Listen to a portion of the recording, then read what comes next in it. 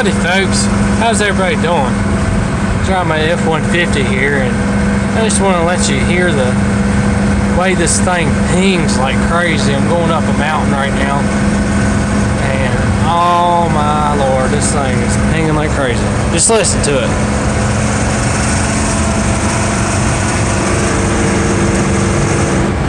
I'm only going fourth gear now. I can't go past. Now I'm back in third, but I can't go past about 49, 50 mile an hour. It's about the top speed. That's about all it's going to do without pinging it so bad. The more gas you give it, the more it pings. I just want you all to listen to this.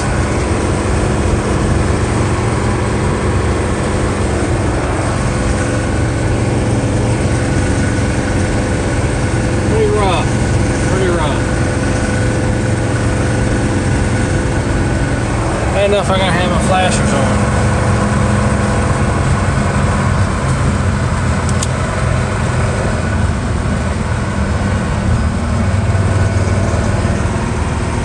Truck up here. It's supposed to be 70 mile an hour through here. I can only go about 45, that's about it.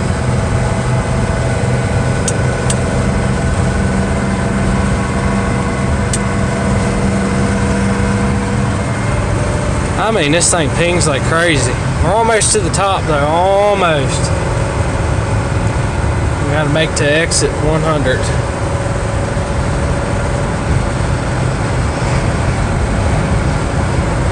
I mean, this truck pings like crazy. It's terrible. Terrible. And I'm in third gear, believe it or not.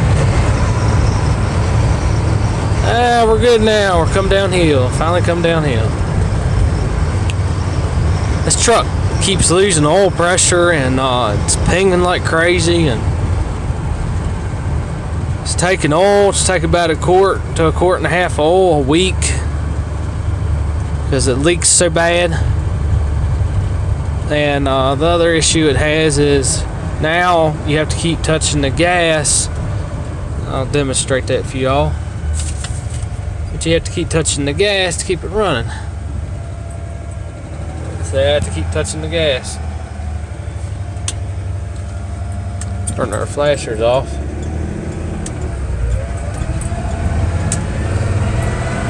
We don't need them no more. That would be alright now because it's downhill now, coming down the mountain. Oh, she'll be coming down the mountain. Yeah, this truck is just giving me a fit. It really is. I think it's a piece of junk. Shame, I just bought it a few months ago, but I mean, this thing runs terrible. And it don't matter where you adjust the timing. I've already tried it, just about everything I can think of. And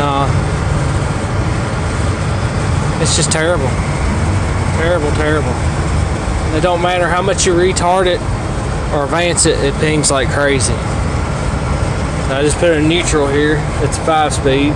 Now I'm just kind of coasting it. Just letting it idle. But it'll cut off in a second. I don't like when it cut off though, because especially going around these curves.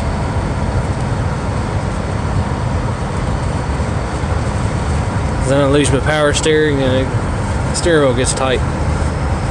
Usually I just put it back like in 5th gear and I let it out on the clutch real easy and fires back up. The starter on this thing is grinding too. Yep, there it goes. It died. We'll put it in 5th gear and I'm gonna let it out easy and just watch this. There we go.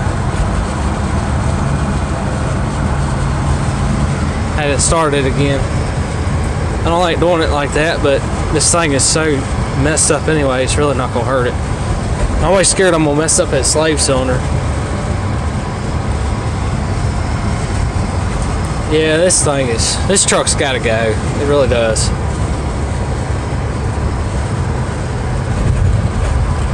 It'd be nice if the spindles and all the disc brake parts would work over on my 78, because I got the 78. If y'all look back at my videos there, I got a 78 F-150. I put some 31s on and some nice chrome wheels.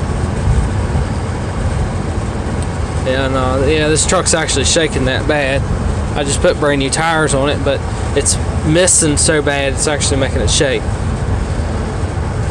So it's actually not in the tires, because it's got brand new tires on this truck. There's nothing wrong with them. It's actually because it's missing so bad. Let off the gas, don't miss so much, but this has got the 306 cylinder in it, and I think it's just absolutely terrible. Burns more gas than anything I've ever had. I think the TPS sensor is bad, because you have to keep tapping the gas to keep it running, or else it cuts off. Unless you're like now, like if you got it in gear, you can just drive it like normal. It's just when you put it back in neutral, like if you had a stoplight or something, you got to keep tapping the gas. See, now my oil pressure's perfect. Oil pressure's good now. See, I don't know what it is. I thought it was the gauge messing up, but I think it's actually accurate. As bad as this thing pings, I wouldn't doubt it. Because it usually goes past in between, halfway between the L and the N on normal. But anyway. Okay, we got to put back third gear here. And slow her down. Slow her down. So you can hear it now. I'll be quiet so y'all can hear it for a minute.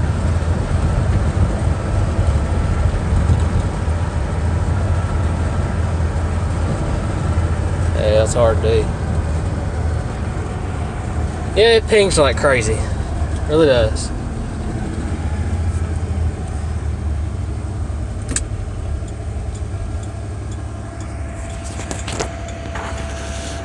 Pings like crazy.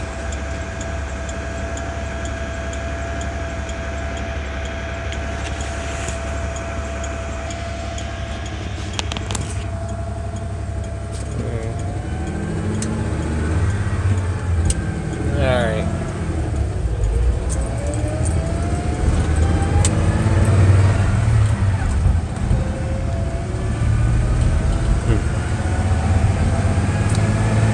Well, anyway. See, look, now it's perfect. See, when it's not under a layered, it's perfect. Just wait for it, y'all. Once I put her in a little bit of a layered again, it'll ping again. Now it's not pinging. Okay, now it is just barely. Just barely. It's like at 2,000 RPM. Now it is. Huh. Now it's not. This truck is terrible. I paid $1,000 for this thing. And I had to put brand new tires on it. I had to put brake pads on it because on the driver's side they were worn even, and on the passenger side one was worn a lot more than the other. So one shoe on the one side was really thin, and one on the other side of the caliper there was pretty thick. But on the driver's side they were worn completely even, so it must have been stuck caliper on the passenger side.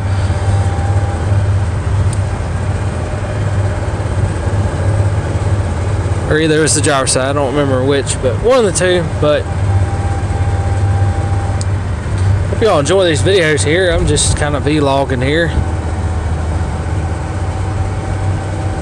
But our build on our C10 is starting to come along a little bit. I just ordered another tire for it. I got another Ironman all country tire coming, so that'll be nice. Another 31 10.5. That'll make 2 of them. So now we just got to get 2 more, and then we'll have our wheels and tires straight, because I got the new centers. I finally got them in the mail. I got 4 new closed centers, then I have 2 closed centers and 2 open ones. So I have one to go either direction I want. I was just going to temporarily run all 4 of the closed ones instead of the center caps having the open hole like for your hub to turn the full drive. I got foreclosed ones just for now, just temporarily, because I want to keep driving the truck until I actually make a decision to where I'm going to just buy another 4-drive frame that's already set up for 4-drive, or if I'm just going to take and buy out the front axle and the rear axle and swap it over that way instead. Ain't really made my mind up yet. Hell, I'll do it. But it's either take the cab and the bed and everything off and swap it over to a 4-drive frame and make body mounts, because I was like thinking about going for a long bed square body like the 73 to 87 trucks. And the reason is I want to keep my 6-lug bolt pattern, because that was the whole purpose why I bought them wheels. So I want to keep it a 6-lug, that way my wheels will work, that I just got new tires for. And I'm going to keep the other set as a backup set, just the regular steel wheels.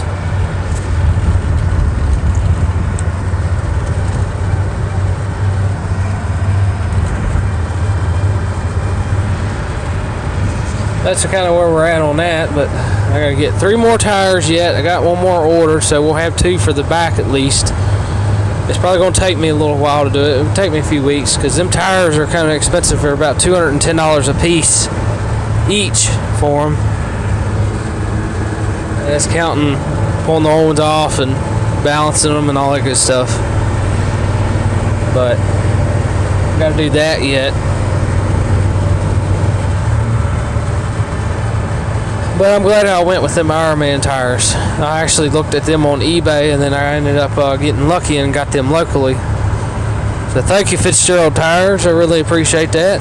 Got them from y'all. I don't like sponsoring people, but that's where I actually got them. I think it's just a little bit high on the price, but overall, though, I'm really happy with them. They're pretty beefy. I love the tread. They look sharp, especially with those truck rally wheels. I still got it in 3rd gear.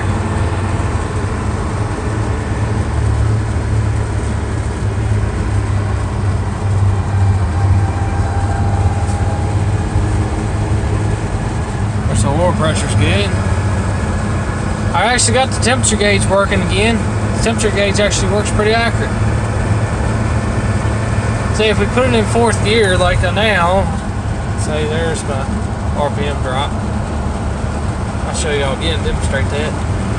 Alright, there's 3rd gear. Then we're in 4th. RPM drops down. It's usually when you go to the next gear is when it pings really bad, but it's not really under a load right now, so it's not going to ping as bad. But it will here in a second once I get up the road just a little bit. This thing's terrible. Gotta be careful driving through here.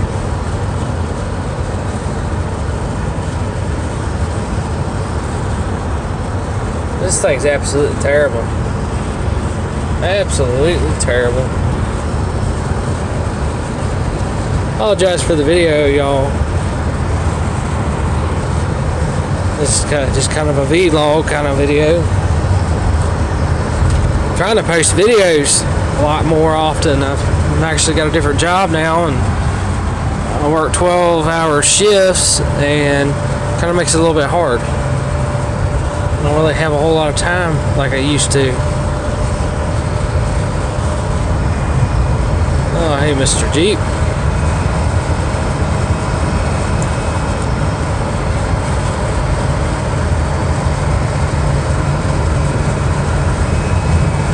Yeah, it's not going to do it. Oh well. I'm going 55 now. This thing is terrible.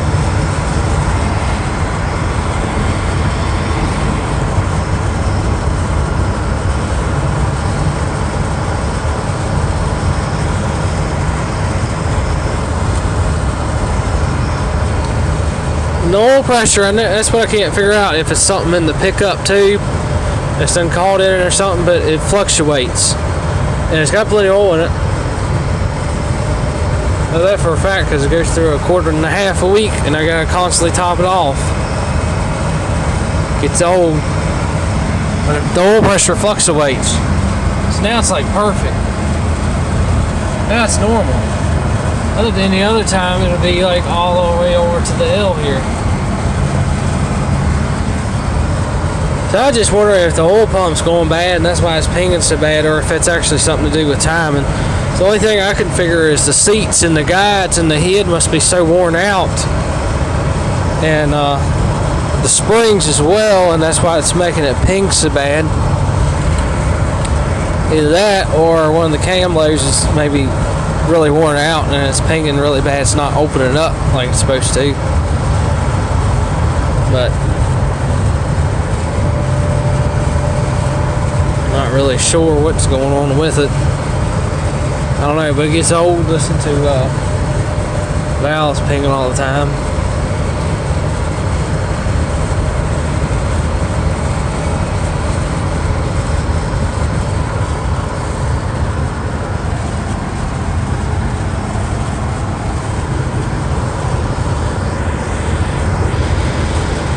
Well, I hope everybody's doing good out there. Hope y'all kind of enjoy this video. It's just like a vlog video.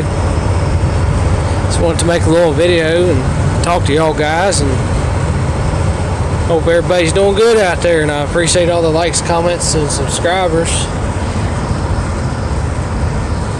But yeah, that's pretty much where we're at right now.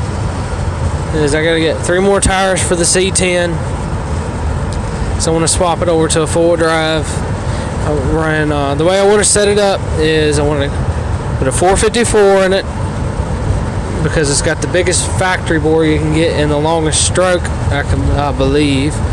So I want the 454 in it, and I want a turbo 350, and then I want the transfer case I'm not sure about yet. I have to figure that out.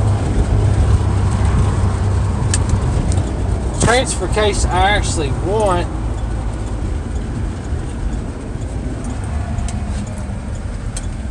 sorry about that, y'all. The transfer case I actually want is the gear driven one. Some of them are chain driven, and I'd rather have the gear driven one if they actually make one, so everybody knows what right case I should run with it, because it's a turbo 350. The one I've made videos on that I rebuilt, I'm gonna go back and pull the output shaft out, and I'm gonna swap it out to a 4-wheel drive one, so nothing's really gonna change except for the output shaft.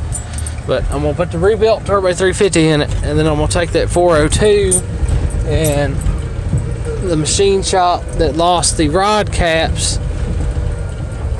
I'm gonna take in because I got another set of rods for that 402. I'm actually taking swap them out and get them resized, because I got another set, but they'll have to have pistons pressed on and then get them resized, of course.